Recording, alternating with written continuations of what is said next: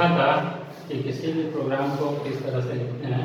ऐसे हम लोग लिखे थे वर्ड में, यहाँ पे ये फिक्स वैल्यू दे दिए थे जिससे जितनी बार प्रोग्राम को रन कराएंगे उतनी बार हम लोग देखेंगे आंसर 5 ही आएगा।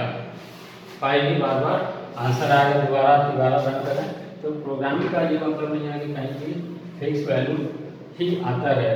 तो हम लोग क्या करेंगे कि जो 5 आ रहा है इसकी वजह से ए की वैल्यू और बी की वैल्यू जो दिया हुआ है हम लोगों ने फिक्स, उसकी वजह से। तो अगर हम लोग किसी को यूज़र के थ्रू डेटा को इनपुट करें तो हम लोग का यह आउटपुट आएगा जो चेंज होगा, इनपुट बार बार अलग अलग देना होगा।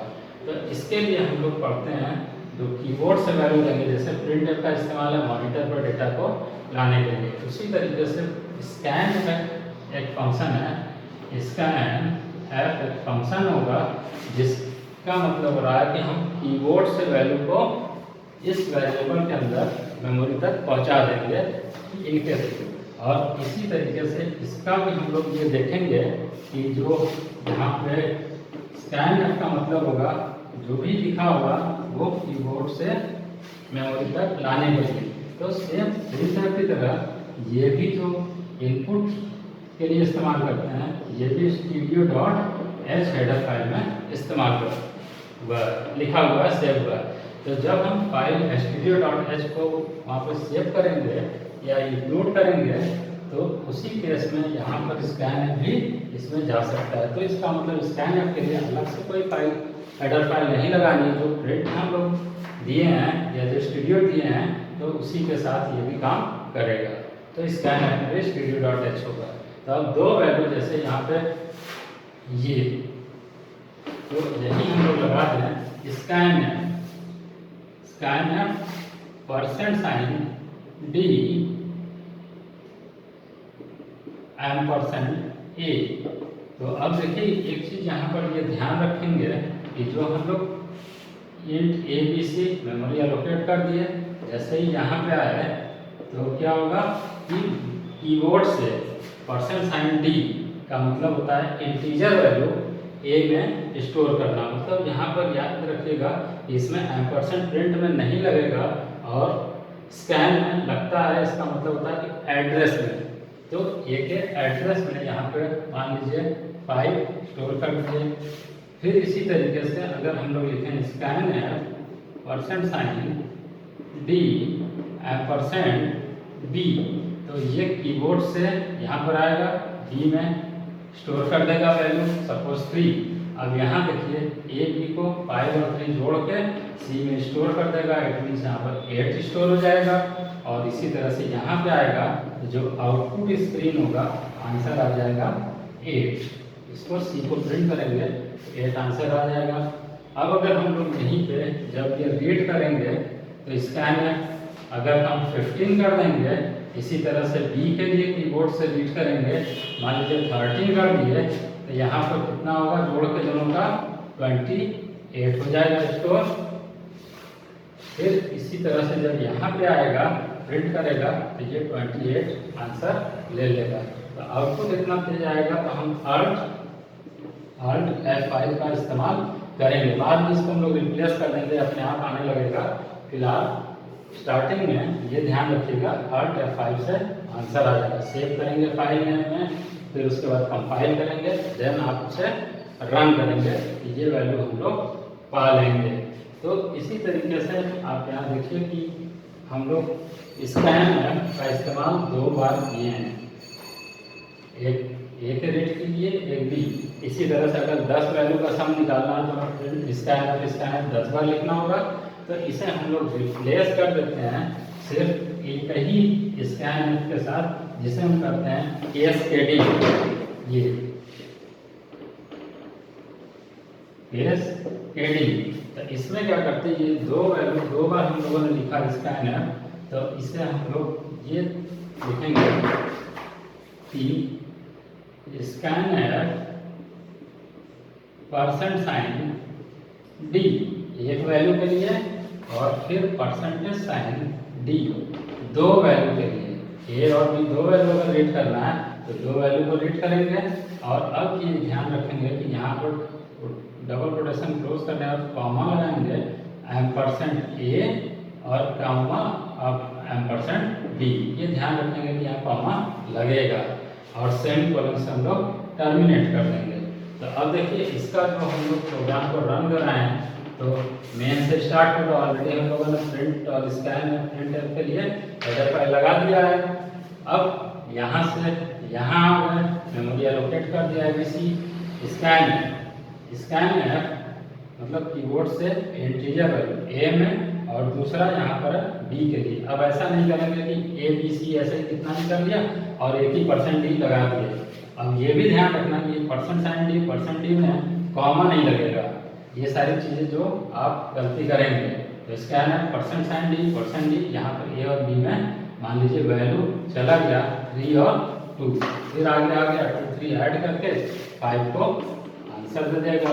तो इस तरह से हम लोग प्रोग्राम को थोड़ा सा कम कर दिए और यूज़र के थ्रू हम लोग इनपुट सप्लाई कर दिए। अब रन कराने के बाद यूज़र जो वैल्यू देगा उसके अकॉर्डिंग आउटपुट आएगा। ये अलग वैल्यू देगा 13, ये 12 दे देगा तो इसी के अकॉर्डिंग ये 25 हो जाएगा, 25 आउटपुट आ जाएगा। तो ऐसे हम लोग किसी भी प्रोग्राम को रन कर सकते हैं। अब एक चीज़ इसमें ये ध्यान दिया जाए कि जो Alt F5 का हम लोग इस्तेमाल किए हैं। अब देखिए एक चीज़ ये कि हम लोग इसको आउटपुट स्क्रीन पर यहाँ पर आ गया। अगर इसी प्रोग्राम को फिर से हम लोग लिखें या रन करें तो फिर क्या करेगा, यहीं पे रन करेगा, कुछ वैल्यू दे दिए, कुछ इस तरह से 3 1 यहाँ पे 4 आ जाना चाहिए। तो ये कर्सर नहीं तो 4 आ जाएगा, इसी तरह से ये लिखना शुरू कर देगा। अब हम लोग ये देखें कि जो पुराना वाला कंटेंट है जो आउटपुट स्क्रीन पर है उसे इरेज करके सिर्फ जो प्रोग्राम का आउटपुट है नए वाले आउटपुट वो यहाँ पर डिस्प्ले करे।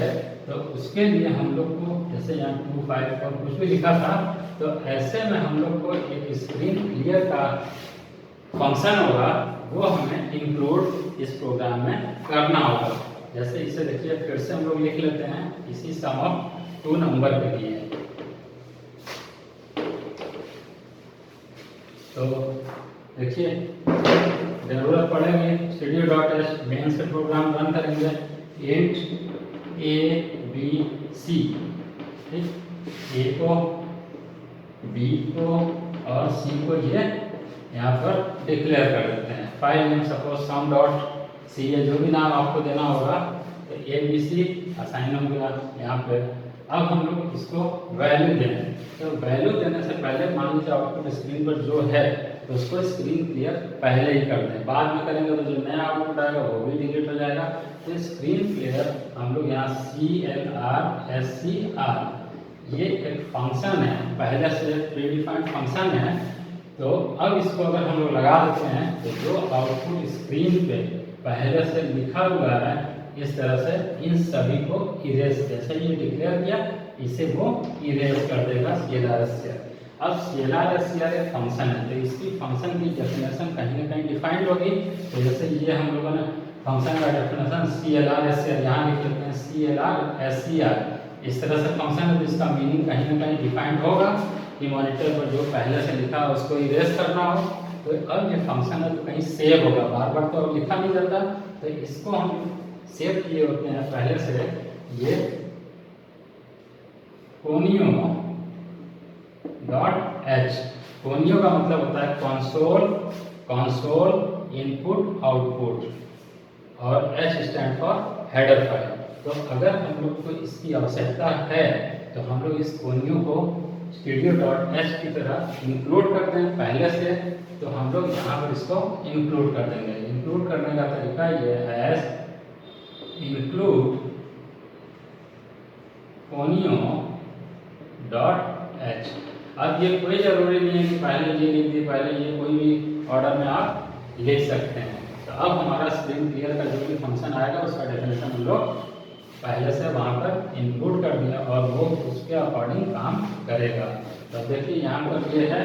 अब हम लोग इसके अंदर वैल्यू सप्लाई करें, फिर उसे ऐड करें, देन प्रिंट करें। तो अब वहाँ पर सप्लाई करने के साथ साथ ये लिख सकते हैं मॉनिटर पर इस तरह से ब्लैंक होगा, पता नहीं चलेगा कि क्या इनपुट करना है, किस तरह की वैल्यू देनी है। तो यहाँ पर हम लोग लिख सकते हैं ऐसे print F enter the numbers, enter the number. ये अपना मैसेज है जो कि यहाँ समझने के लिए कि एंटर द नंबर्स मतलब एंटर 2 नंबर्स, जो भी दिखें जिससे वो समझ में आ जाए रन कराने के लिए। अब एंटर द नंबर यहीं लिख रहे हैं, scan F %, D %, and %A and %B। तो दो वैल्यू हम लोग रीड कर लेंगे तो दोनों यहाँ पर चला जाएगा। अब उसके बाद दोनों को सम कर दें, C = A + B, और फिर प्रिंट F %, D और C को प्रिंट कर देंगे। तो इस तरह से हम लोग का ये प्रोग्राम कंप्लीट हो जाएगा। अब इसे देखिए ट्रेस कर लिया जाए, यहाँ से आया ये, फिर यहाँ A B C एलोकेट कर दिया। स्क्रीन क्लियर मतलब जो चीज़ मॉनिटर पर पहले से यहाँ पर आउटपुट डिवाइस पे लिखा होगा वो इरेज कर देगा इस फंक्शन को पढ़ते ही। अब यहाँ पर क्या करेगा, लिख देगा एंटर द नंबर्स, जो आपने इसके अंदर जो लिखा होगा। फिर उसके बाद यहाँ आया स्कैन %, A में सपोज वैल्यू दे दिया, उसी तरीके से सेकंड वाला B में वैल्यू दे दिया। यहाँ आ गया 3 to 5, इसमें स्टोर कर दिया ऐड करके। जैसे ही यहाँ आए तो आउटपुट स्क्रीन पर आंसर दे देगा ये 5। ठीक, तो इस तरह से हम लोग का ये प्रोग्राम कंप्लीट हो गया। प्रिंट अब स्कैनर के लिए लगा दिया है आप लोगों ने studio.h, और CLR/SCR के लिए हम लोग Konya.h लगा दिए। अब एक चीज़ ये ध्यान रखेंगे, इसे देखेंगे कि ये जब कंपाइल करेगा, रन कराएंगे तो ये तुरंत आउटपुट स्क्रीन ना देखे वापस चला आएगा। तो Alt F5 से हम लोग स्क्रीन पर चले जाएंगे। लेकिन अगर हम चाह रहे हैं कि ये तुरंत रन करने के बाद प्रोग्राम पर ना जाकर आउटपुट स्क्रीन पर रुक जाए, तो हम लोग यहाँ पर लगा देते हैं लास्ट में, क्योंकि लास्ट के बाद ही रुकना है। तो ये लगा देते हैं get ch, ये एक फंक्शन है। get ch ये एक फंक्शन है, इसका मतलब इसका भी डेफिनेशन get ch कहीं ना कहीं डिफाइन किया होगा। तो get ch का मतलब होता है जैसे नाम से get एक कैरेक्टर को रीड करता है। ऐसा कुछ नहीं कि ये एकदम रोक दे प्रोग्राम को। एक कैरेक्टर जब तक कोई नहीं देंगे तो वो आगे नहीं बढ़ेगा। तो जैसे ही यहाँ आएगा तो एक रिक्वायरमेंट होगा एक कैरेक्टर का। जैसे ही आप एंटर प्रेस करें या कोई भी की प्रेस करेंगे तभी इसके आगे वो बढ़ेगा। तब तक जैसे ही यहाँ पर C की वैल्यू में दिया हुआ है, गेट ch लगा दी, ये रुका हुआ है, आउटपुट हम देख सकते हैं। तो Alt F5 की कोई ज़रूरत नहीं है। फिर उसके बाद जैसे ही एंटर या कोई भी की प्रेस करेंगे प्रोग्राम वापस चला जाएगा। अब जो get ch है फंक्शन, तो ये भी हमारा Konyo.h हेडर फाइल में डिफाइंड है। तो अगर हम लोग Konyo.h स्क्रीन क्लियर के लिए डिफाइन कर रहे हैं तो get ch के लिए तो उसी के लिए अंदर दोनों का काम हो जाएगा। तो इसके लिए अलग से कोई हेडर फाइल नहीं लगाते। तो इस तरह से ये प्रोग्राम स्क्रीन भी क्लियर कर देगा और स्क्रीन को वहाँ पर आउटपुट देखने के लिए हमें Alt F5 की आवश्यकता नहीं पड़ेगी। अब यहाँ से हम लोग ये देखते हैं कि 2 नंबर का प्रोग्राम के बाद कि get ch हम लोगों ने लगाया, स्क्रीन क्लियर है। अगर यही get ch इधर नहीं लगा दें तो यहाँ पर रिपोर्ट देने के बाद स्क्रीन वहाँ पर कैरेक्टर की रिक्वायरमेंट आ जाएगी, रोक देगा। स्क्रीन क्लियर अगर हम यहाँ पर लगा दें CLR/SCR, तो इसका मतलब कि जो कुछ लिखा हुआ है जो आउटपुट आएगा उसको रीरेज कर देगा। तो ये ध्यान रखेंगे कि स्टार्टिंग में वेरिएबल डिक्लेरेशन के बाद, अब इसमें ध्यान देंगे कि जो वेरिएबल डिक्लेरेशन है उसके नीचे ही स्क्रीन क्लियर लगाएंगे। अगर ऊपर लगा देंगे तो कुछ कारण से ये रन नहीं करता है। तो इनिशियलाइज या वेरिएबल को जब डिक्लेयर करेंगे डिक्लेरेशन के सेकंड लाइन में स्क्रीन क्लियर का हम लोग इस्तेमाल करते हैं। ये आपका प्रोग्राम होगा। Thank you.